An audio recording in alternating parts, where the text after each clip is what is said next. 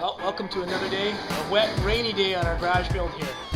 So what we're going to show you today is that we finished our electrical and we're prepping for our slab, and we'll show you how we do that. On the exterior, you can just see our scaffold set up for the final bit of siding that's going on to wrap the house up. You can see it's on. They've just got to put the soffit and the last little bit up in there. But other than that, it's done. You can also see that we've now, the conduits that we'd set in earlier, we've now filled them with wire and run that wire out to the garden. This one here for garden lighting and a garden plug.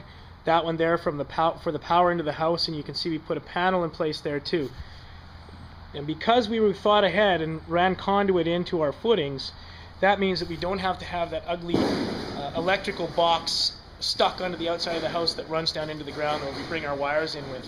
You can see it goes out there, and the house is clean. There's no lumps on the side. It runs underneath the ground, and we buried it 2 feet down, and we've got on top of it a caution tape. So if anyone ever is digging in this area here, they will hit the caution tape a foot above the tech cable, the wire that's in the ground in the conduit.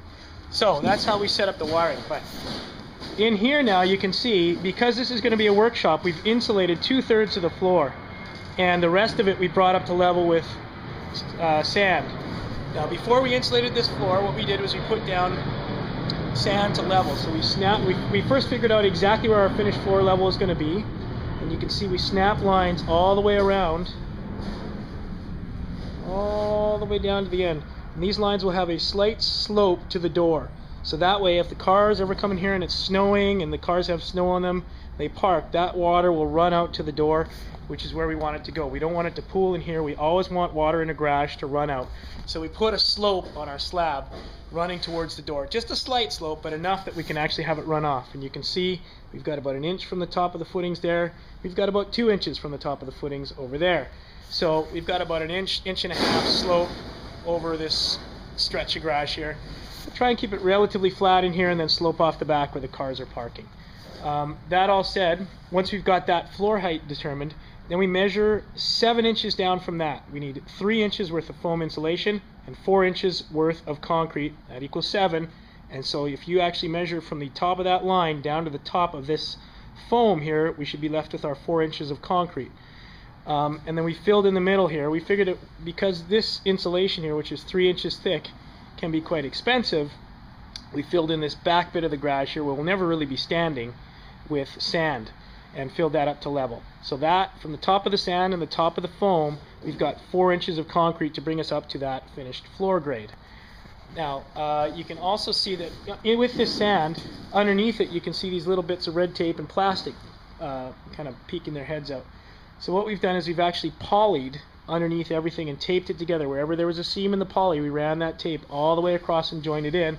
And you can see we've left it with poly over here because this morning I have to compact this area here and then tie the poly in over top of it, so we've got a continuous vapor barrier all the way across this garage.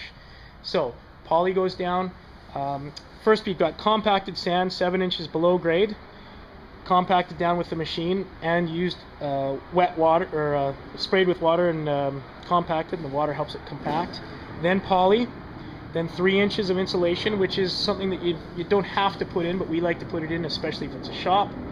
And then on top of that we've got our mesh. This mesh membrane will be hooked up into the concrete. When it's poured, they'll actually use a hook and lift it up so it floats in the middle of the concrete. We block it where we can as well. And then on top of that goes our concrete.